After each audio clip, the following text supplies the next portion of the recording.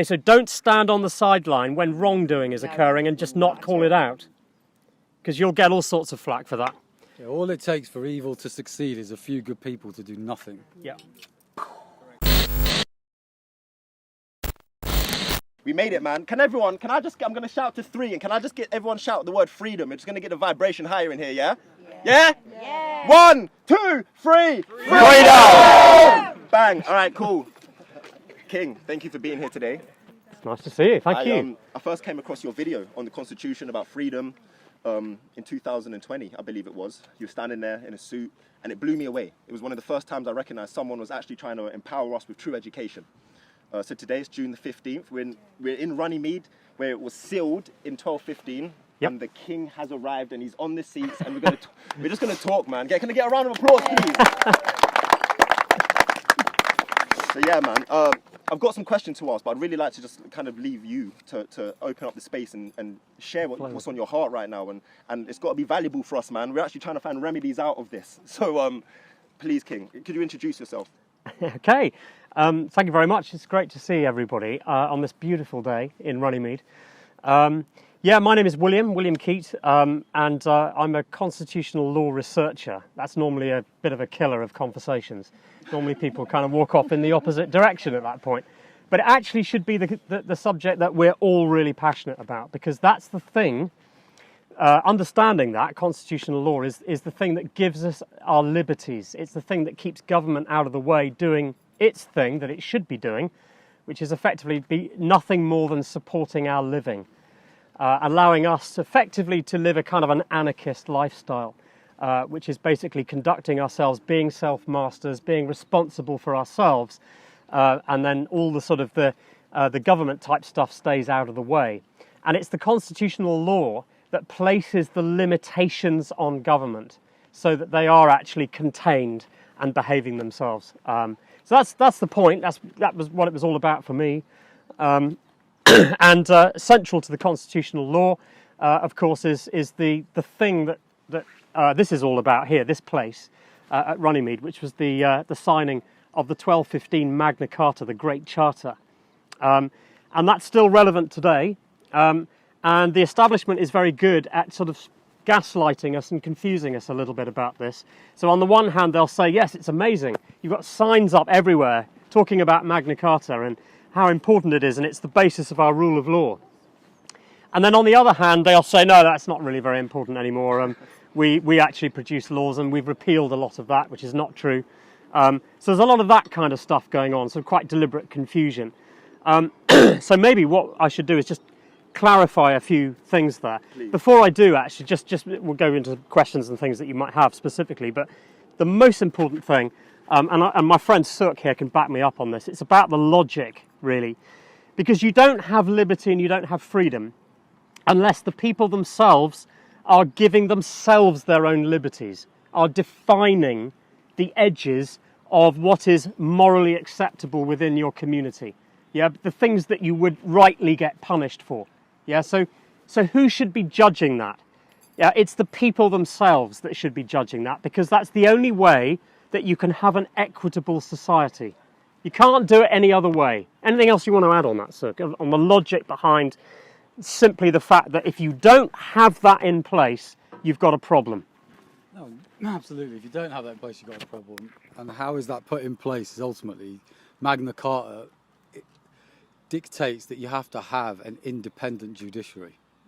Okay, and an independent judiciary is where the people pass all the judgments on the laws that they have. Government can't write in and approve their own legislation.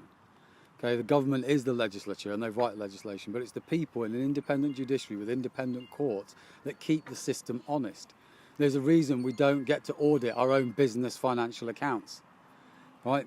For the same reason, the government shouldn't be able to audit their own legislation. It's simple logic.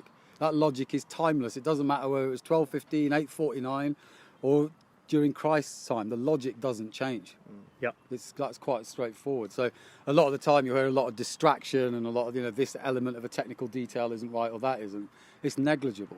The point here is understanding the principles of basic logic in terms of natural law. And that is, if the people are sovereign, then they have to be able to determine their own way. And you can't do that if the only courts you go into where the judges are paid by the very people who are writing the legislation. That is the definition of corruption and fraud. And anyone that doesn't agree in the cabinet or anywhere else, we challenge you to that. Wow. A death oath to that challenge, actually. So if you fail to prove the logic is wrong, then we hang you. Yeah. Yeah, that is the simple logic of it, that it's the people that are the supreme judiciary and the supreme legislature, essentially. That's what we're saying. So the way it's supposed to work, just lay that out really quickly. Shall I do that? Please. Yeah. So the fundamental mechanism of our constitution, the central pillar of our constitutional law, is the supremacy of the jury. Okay, so on that case, on that one occasion, that set of 12 randomly picked people from the community are the highest law council of the land. And they're judging two things. Yes, they're judging on the accused man before them in court, but they're also, and this is key because this is what the bit they don't want you to know about, is the fact that they're also judging on the appropriateness of the legislation and the lawfulness of the legislation that brought that man into court as well. Yeah? So they're judging on those two things together. It's kind of like a balancing act. Yeah? They have the power to do that. They have the power and the right to do that. But they're not being told that at the moment. Yeah? So your typical jury is not being told of their power and right to judge on legislation. And that's a problem, because that's the mechanism that makes your governing system democratic. It's nothing to do with voting in elections, which is adult suffrage. The democracy comes from the fact that you have a mechanism where your people are raised to that level, elevated. Somebody's excited over there. Fantastic. There you go. Good. So how does it work? So a man comes before court, and if the jury feels, for a number of reasons, because they're exercising their conscience. Remember, it's all about judging right and wrong behaviour, and that is an act of conscience.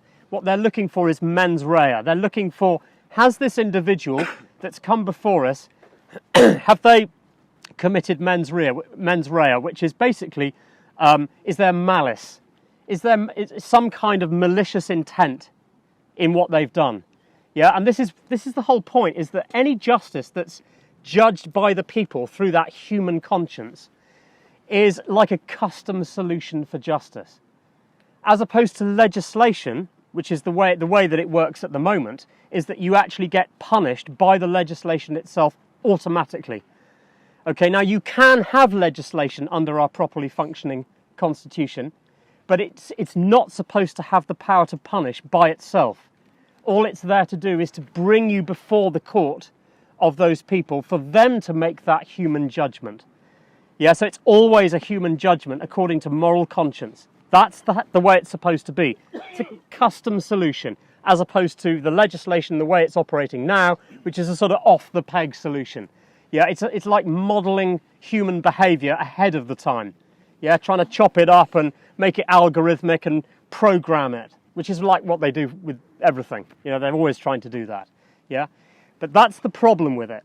Yeah, it must be based on human conscience. And that's what our Constitution promises us. It's what the Magna Carta has got built into it in the Articles of Common Law. Okay, so our constitutional law is actually based on the bedrock of common law. And those are it's not the whole Magna Carta, but it's aspects within it that express the fundamental principles of our constitutional law that already existed prior to Magna Carta, was already in place before then. So Magna Carta wasn't the start of our constitutional law, it's the most recent declaration of those principles. That's basically what Magna Carta was. A lot of people say, for example, that King John, who'd been acting criminally at the time, he'd been acting criminally because he'd already taken a coronation oath under the constitutional principles. So a lot of people say, well, 1215 Magna Carta is not valid because he was under duress. He absolutely was under duress, and rightly so, because he had broken effectively that promise. So for him to continue to be a legitimate king, he had to sign the principles of the 1215 Magna Carta, which was simply a restatement of what was already in place. Make sense? Yeah? Yeah. That's really all it is. Yeah, and Magna Carta is important because it is that expression, the most recent expression of our our Constitution. Hit me with a question, because I'm sure you've got a few there that you want to fire at me. And then also, if anyone has any questions, please ask me, and then I'll ask it again on mic. I know there'll be a few people with some really deep questions. In there before we go into Please. questions. Yeah, so go for it. The rights that we're talking about, we refer to as inalienable rights or divine rights or creator rights. Those rights have not been given to us by any man. Those rights are presumed to be there by the fact that we have been born and we are manifest here. So because nobody gave those, nobody can take them away. So these are ancient rights, and it's those rights that the Constitution protects from a tyrannical authority. Yes. It's a very specific dynamic. So, for example, where the Coronavirus Act was brought in and a pastor or a reverend is being forced to close their church, they would be able to hold a court independent of government infrastructure. So they're not dependent on whether the government have locked down the country or not. They're not dependent on whether the judges are on duty. Okay, if the government locked down the whole country and all the courts are shut and all the judges are instructed to stay at home, the people can hold court independently. Right, so the reverend can hold court independently with 12 of his peers, in this instance business people or other leaders of places of worship, and they can challenge the fact that no government can stop you from entering a particular place if you love that more than you fear a virus, for example. It's about freedom of choice. So if you're worried about the virus, you can stay at home. If you love the Lord more than you fear the virus, then you will go to church. Okay, it's about freedom of choice. It's not about pushing one agenda or another agenda. Your sovereignty and your free will is what it protects. Cool. Thank you. Wow. Nice. Okay, you kind of answered the last question I had is, are we the people below the government? No, you're at the top of it. So we're at the top. The Lord themselves. Yeah. Okay. Could you explain to people that are very new to this what a true democracy is and what we're currently living in and what we think is a democracy? Yeah, so just to restate that, so as I mentioned earlier, the primary characteristic of a democracy is where you have a tribunal in place of the people that judges on matters of justice. So it's the people themselves that do that. Specifically, actually, you could say that the best way of putting it is that they are the final arbiter of law. And where does that go back to? It goes back to the early Athenian constitution. So this is before Socrates and Plato, to the time of Cleisthenes, who was an aristocrat, interestingly. And that was very much, it was all about exousia rights. And it was essentially about the authority of the people. Yeah, placing the people above its own government. Later things went downhill to some extent in Greece, but the principles of common law, which is what we're really talking about, were much wider than people realise. So many of the countries of Europe were all under common law, under a similar system.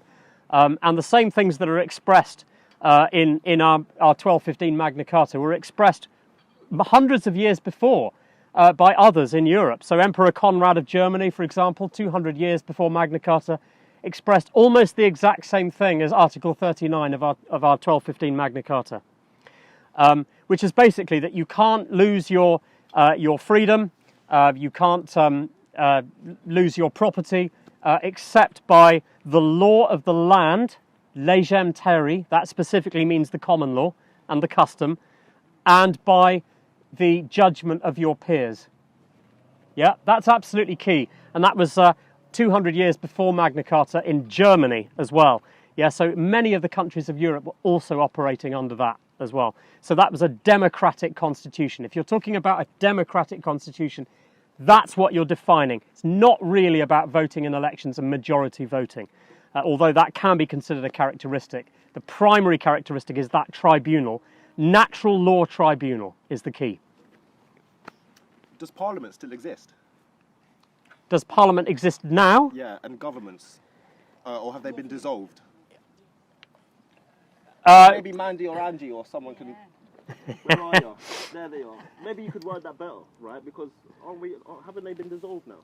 Since 2001. Since 2001. Are you aware of this? You're talking about Article 61 and the actions of Article 61. Yeah. Yeah. So we could go into Article 61 and what that was about. So there was one of the principles of common law.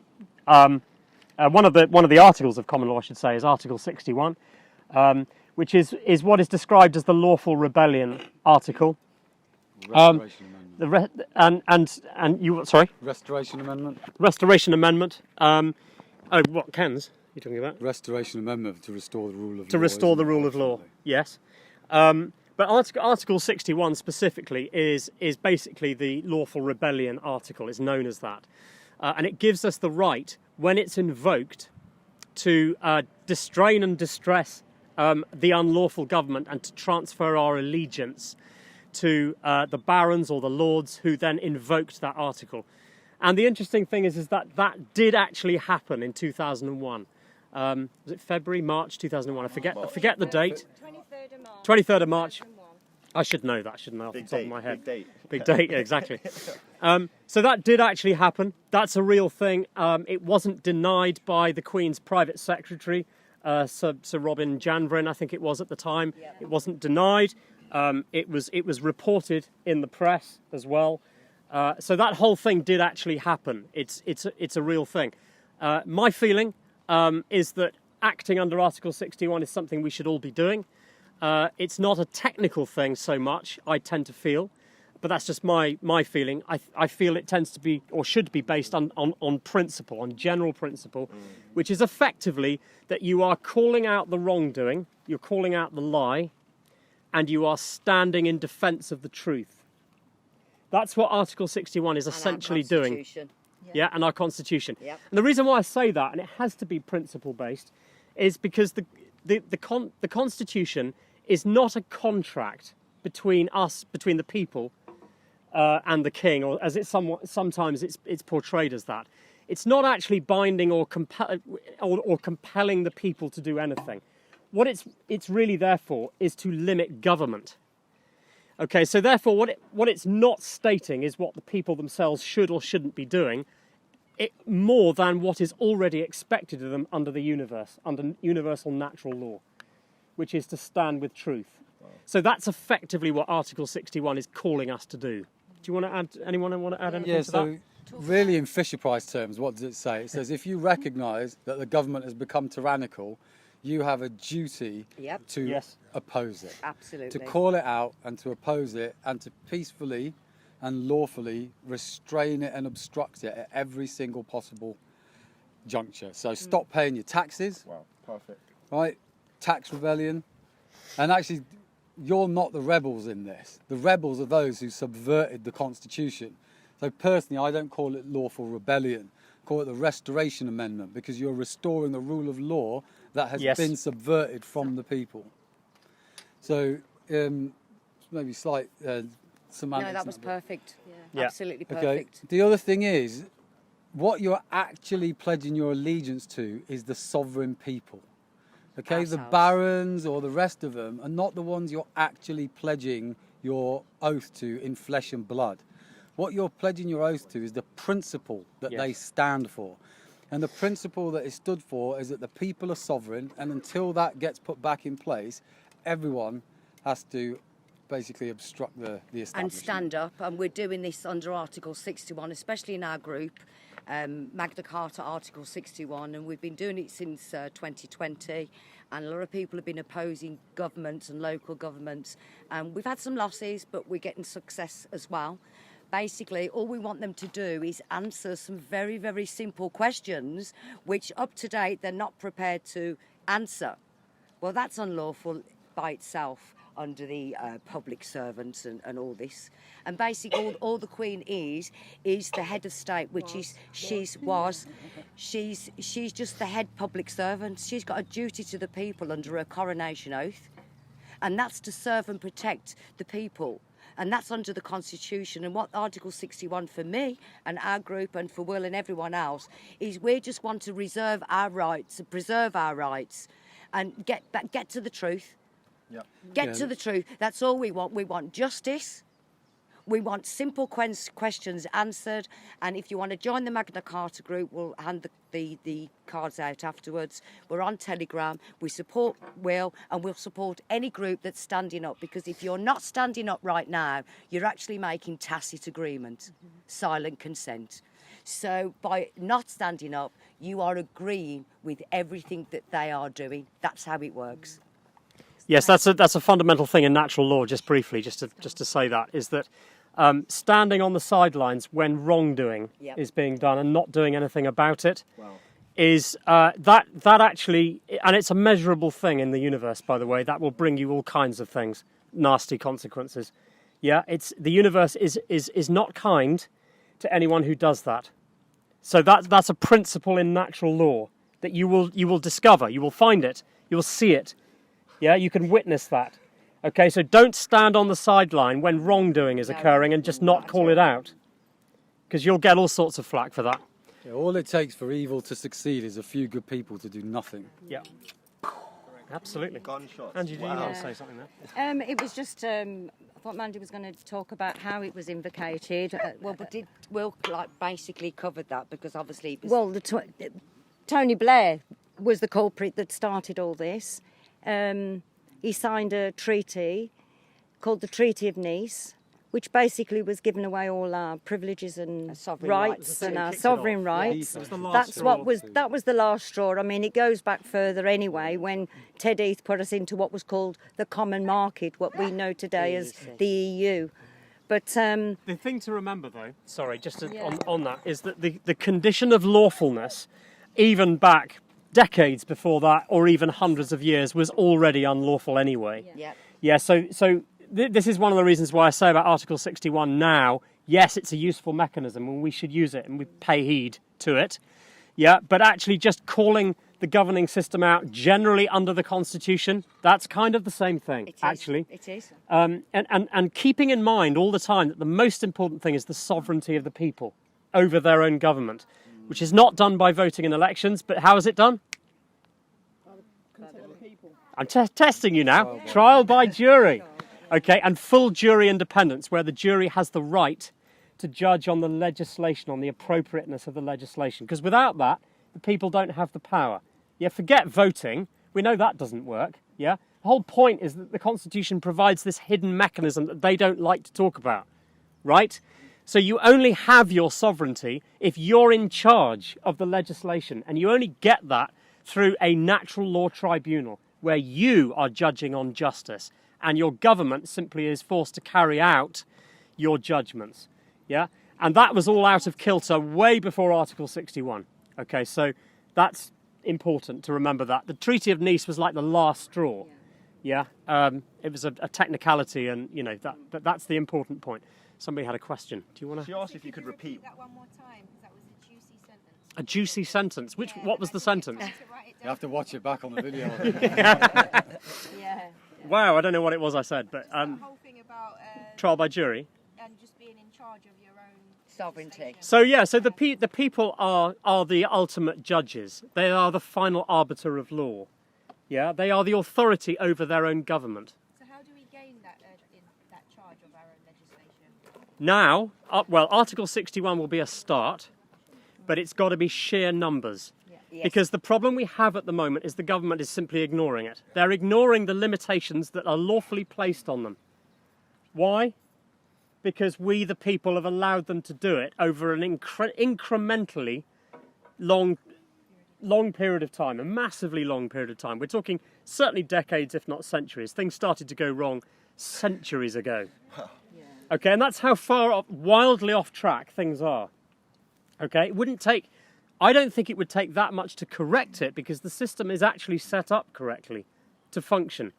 Yeah. We were chatting about that the other day. Totally. It's just the wrong people. It's probably key here. With a lot of people don't understand. The system is set up correctly. Okay, you've got lawful and you've got legal. Lawful pertains to any cases where a living man or woman, sentient being, is involved in it.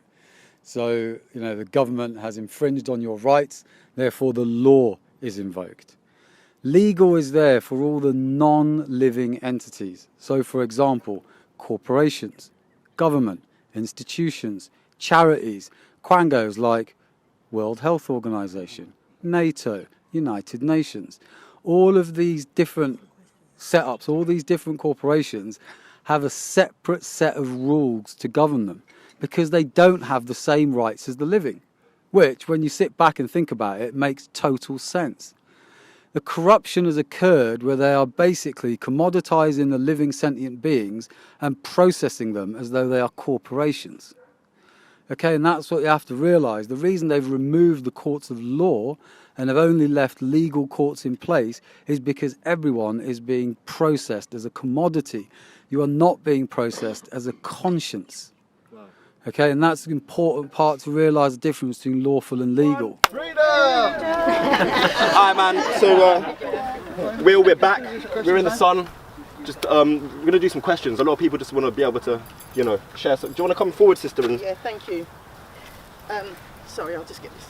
Get that off you. This gentleman did just answer it really, really well, because I think what a lot of people are looking for is approval by this system that you've done it right and you've won. And I was just saying, when you've done all of your paperwork, when you've declared yourself a sovereign being in everywhere that you need to declare that, and still you're going to court and still they're not acknowledging you, they're not turning over their papers, they are absolutely ignoring you. Laughing. And even when you I've had judges run out of court many a time, but what I was looking for was the stamp of approval to say, yeah, you won, you did it right.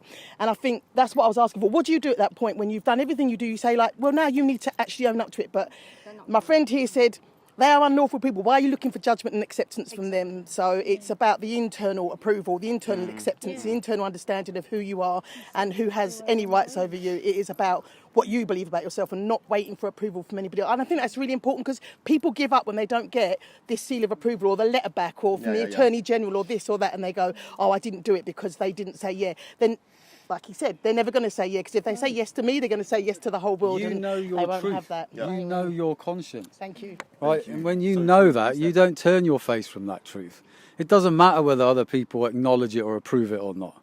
It makes no difference. Christ didn't care whether someone else approved his belief. Muhammad didn't care if someone else approved their belief. They knew what the truth was. They knew who their one authority was, the Creator, and that was it. And they carry on, so you can't allow it. They will try and trigger your fear. If your fear is losing your house or losing your car or whatever, you're losing your job. They will blatantly lie. Yeah, because they have to, because they've created a fraudulent system. And if this capitulates, they'll all be hung for it. And when I say they'll be hung for it, I'm not using that as sensational words. Tony Blair tried to repeal the death sentence, and he failed to do so because he didn't have the authority to do it. In the Constitution, with a trial by jury, if the people decide high treason has been committed, they have the right, if they choose to do so, to hang them. Okay, that's part of it. There's no emotion, that's just how it is. Sometimes the ultimate fate has to be there as a deterrent. Throughout history, it's always been there. If I could just put one or two caveats in here as well, though, is that I sometimes feel that there's a slightly incorrect characterisation by the freedom movement, if you like, as to what's really going on in courts. I would characterise it slightly differently. And I would say that most of the people who are operating in courts don't actually know, and they don't actually understand any of this possible stuff to do with Admiralty and all of those other things. I don't think we need to point to that, and I don't think it's right that we do either, because I think it's largely a distraction. Because if it's an illegitimate system anyway, then what are you doing giving it energy? Exactly. What we should be, all the time that you're messing with their system and their mechanisms to come back at them and playing them at their own games, all the time that you're doing that, you're not calling them out in the official system of law. Yeah, so in a way that benefits them. Yeah, what you should be doing is raising the constitutional law as an issue, the fact that they are acting outside the law, and that's kind of it. They don't want you to point that out. Yeah, so having people going off and playing games in their courts, yeah, is possibly a distraction anyway, and I also think it kind of looks a bit clownish as well, the more you talk about that kind of stuff. You need to remain in the constitutional law. Keep pointing out the fact that they are acting unlawfully, criminally, actually. So, and that's all you need. Yeah. So yes, you can kind of know in the back of your mind that there's some funny games going on in their systems that they might have set up. I mean, parallel systems. Fine, but I don't concentrate on that at all, because I know that they're committing crimes. Yeah. So keep raising the fact that they're committing crimes rather than going in and trying to unravel what they're doing. More important, I would say. That's just my feeling. honest for you there. So Yeah. just for the camera, there's a man behind the camera that says sometimes you have no choice but to go to court. But that's not. You may choose whether or He's not you fighting go for to his court, kids, though. right? But you may choose, and they will try and do that. Yes, there might be situations where they've taken your children and stuff. Yeah. Okay, there you've got huge emotional wrench coming in, in the way that they're doing it, and that's why they do it. Let's not make no mistakes. All right, what you're dealing with is there's the depth of depravity. And that's why everyone has taken all the time out that they have from their jobs and everything over the last 3 years if it was coronavirus, 6 years, 7 years if it was Brexit, or 9/11 or whenever it was you started to wake up to the deception. There you go, the little one agrees, that's good. Universe gave us a little sign there, right? So that's the important part of it, really. Yeah, go on. Cool, good. Yeah. Any more questions, guys? Anyone want to be able to ask Will something? Gentleman over here. Brother, please. Is there anybody here in the group who has any experience of setting up a common law court? Yeah, we have set a few up. We did one in Canterbury and a few other places. And the thing is, at the moment, setting up the court is not difficult. The difficult bit is getting a juror selection. Okay, jurors don't need. As well. Jurors don't need. Sorry, mate, you're holding that up. I got it. That's all right. Jurors don't need to have a PhD or a law degree. Jurors just have to be over a certain age and experience enough of life and be sound of mind. In the olden days, if you have a think, go back to King Alfred's time and the rest of it, they didn't have school and the people couldn't read or write like they can today. And so that's why they were called court hearings, because things were done audibly. You're operating from your conscience because it is to do with living men and women's rights. It's not to do with whether Moderna and Pfizer are having an argument over the patent for a vaccine. It's about whether or not your choice to take that vaccine is there. It doesn't matter if Pfizer have created the perfect vaccine and it actually fixes all cures and you'll live forever. That might be the outcome of the court case. But that has no bearing on your decision whether or not to take it. That's still a personal sovereign decision. Right, and so that's the aspect. Does that answer your questions? When I talk about juror selection, what is it? The idea is that 12 jurors are essentially the creator manifest in the courtroom. Okay, there's 12 people operating from their conscience.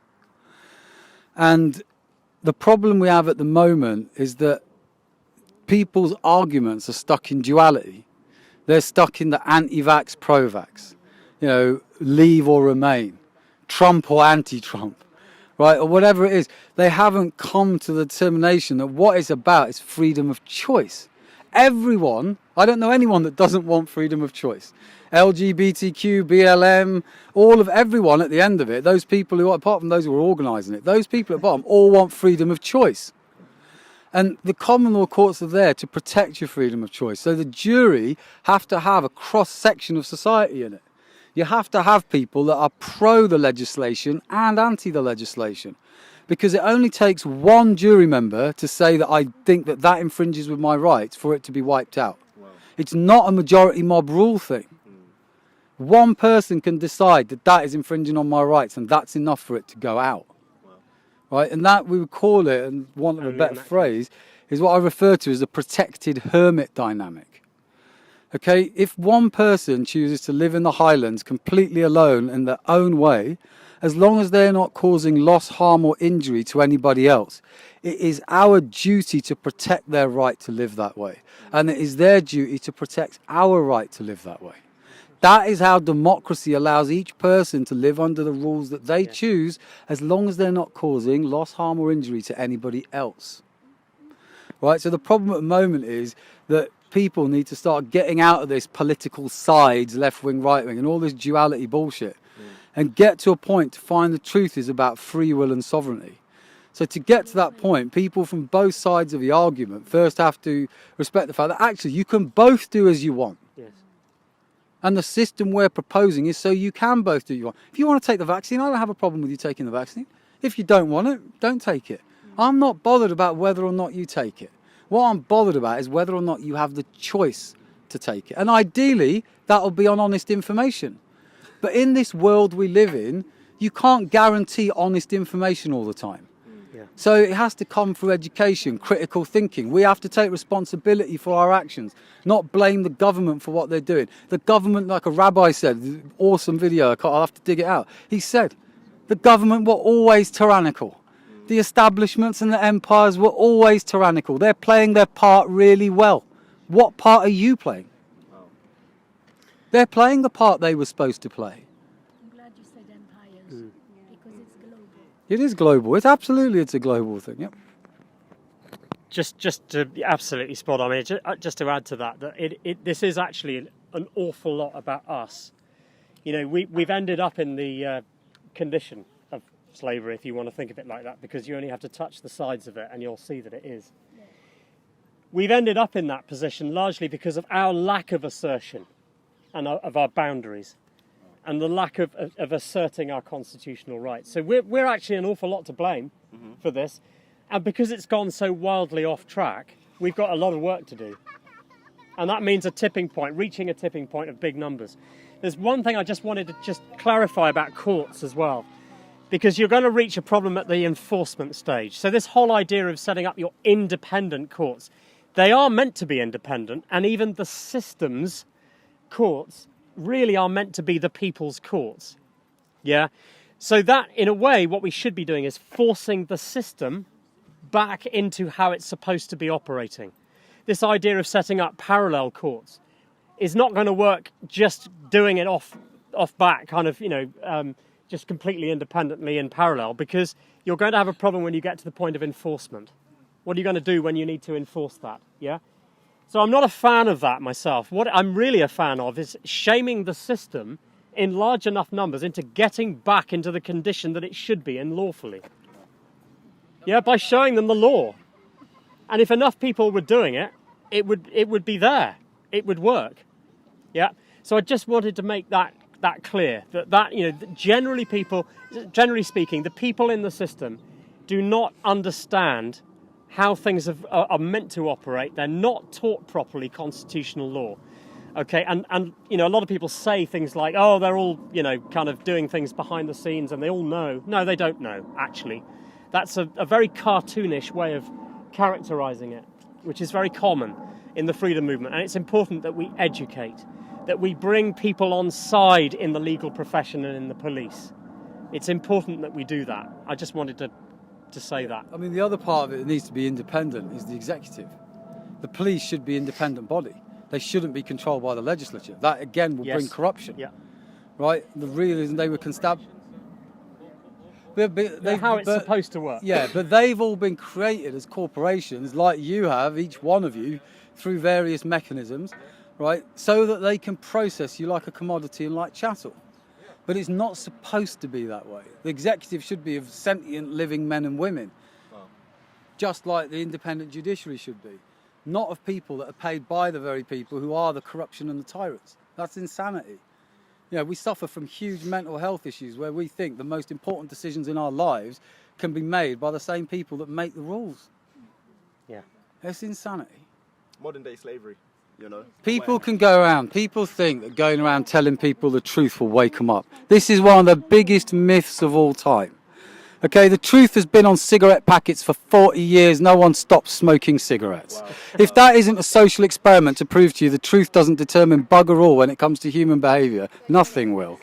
Right, when the pain comes to hit you and the doctor tells you got lung cancer, you might stop smoking. Right, it's the same now. How have people woken up? People woke up when 9/11 took some of their rights away, or Brexit took some of their rights away, and now coronavirus has taken everyone's rights away. Yeah, and the Coronavirus Act and everything. So the notion that we can go around and this truth will come out and everyone will suddenly wake up is fantasy. Okay? People will wake up when their conscience is pricked. Either they're compassionate people, they see someone else suffering so their conscience rises, or they have to be bitten in the arse themselves and then their conscience rises and they act. We have, you'll be glad to know, contracted the ultimate strategic partner in pain administration. They're called the government, and they are doing a really good job of waking people up in waves because they will continue turning the pain dial up. They have to in order to carry out the agenda that they want to carry out. What really matters now is that as those waves are woken up by government, The people who understand have the solutions in place to educate those people as they feel the pain. The best sales are warm sales, not cold sales. And as people feel the pain, they are ready and receptive to listen to the possible solutions. Yep. So energy bills going up, people can't afford them, might lose their houses, causing them pain, looking for ways to come out of their bills or challenge the government, then you can have a discussion with them.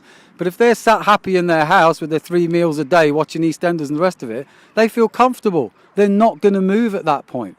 So they have to feel the pain. So either go around causing people pain that you can blame the government for, or relax, look at the solutions and allow them to cause the pain, and you be ready to catch the people as they wake up. For me, that's the efficient and effective way of doing it. Just a couple more things that occurred to me. So just backing up on Suk's point there about calling things out. This is about the pain levels, because if you understand the more esoteric subjects, such as natural law and the occult body of knowledge, all of that information is all about understanding at the universal level what it is about being in this realm. And it's really ultimately about lessons, and it's about contrast. It's about, because this is kind of kindergarten level stuff here on this planet. It's about being able to spot the contrast, spot what's good and what isn't, what's acceptable and what isn't. Okay, yes, there's a higher perspective beyond that, but at this level, it's about calling out immorality and wrongdoing. And most of the country can't do that, because if they did, all of this would be over tomorrow. Yeah? So in the collective, we are acting immorally. And one of the principles of natural law is that your freedom is directly proportional to the level of morality in your community. Wow. So what does that tell you about the state of morality? You see, actually, it's about self-reflection and shadow work, ultimately. That's really what it is. And without that, and without starting that process, which is known, by the way, as the hero's journey, if any of you have studied Carl Jung and just natural law more generally, actually, you'll understand that shadow work process is really ultimately known as the hero's journey, because it's the most heroic thing that you can do. Why? Because it's looking at your own stuff. It's looking at your own darkness. It's your own prejudices, your own demons. And by the way, that's what you do when you're on a jury. Wow, yeah. Okay? So the whole idea with the Constitution is that it has in place a mechanism that is alchemical in nature. It actually transposes what's the word I'm looking for? Transmutes, that's nice, we like that one. Transmutes your consciousness into a higher consciousness. Or at least it starts you on that process. Because it's ultimately about shadow work. Yes, you're being forced to reflect on somebody else, not yourself. But that helps. Because if you're not directing that judgment at yourself, you're more likely to be able to handle it and deal with it. Which is why the jury is clever. You see, it's smart. Yeah, it's there for healing as well. Do you know how many cases, percentage-wise, actually reach a jury in this country at the moment? 1%. Wow. That's why we're in the state we're in. Because we're not doing jury stuff. No, and that's a bastardised jury as well. That's a bastardised jury. It's not even the real thing. telling them what evidence they can and can't listen to, and which witnesses they will and won't listen to. Yeah. So they're colouring the case. Wow. Actually, in King Alfred's time, when they did that, he hung them for it. Yeah. He didn't give them a directorship in a different department or send them on a world tour of talks to all his fellow monarchs for £1 million a talk. Yeah. He hung them. Much more efficient. Saves a lot of taxpayer money. And keep in mind, actually, at the time of Magna Carta, all courts were courts of conscience. Now, that's an important phrase. Use it. Okay, use it with the establishment. Why aren't the courts courts of conscience anymore? Because they know they should be. Yeah? There you go. I think that's the moment, man. Thank you so much.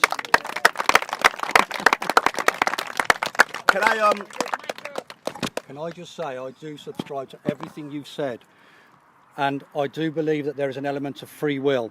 However, I would add, we do have a duty to take along and protect our children the vulnerable and the elderly. So it can't be a selfish journey, in my opinion. Quite right. Some people subscribe that is how it should be. I don't. We have a duty to the future for our children, to protect the infirm and make sure that we bring everybody with us. And it's not an individual thing, it's a collective. Superb. Yeah. So guys, I'm going to shout Magna. I need you to say Carter. I need that same level when we started, okay? We're going to keep the energy high, all right? Magna! Carter! Magna! Carter! Magna! Carter! I love you all, man. Thank you so much. Thank you, King. What a warrior. Well done. Good man.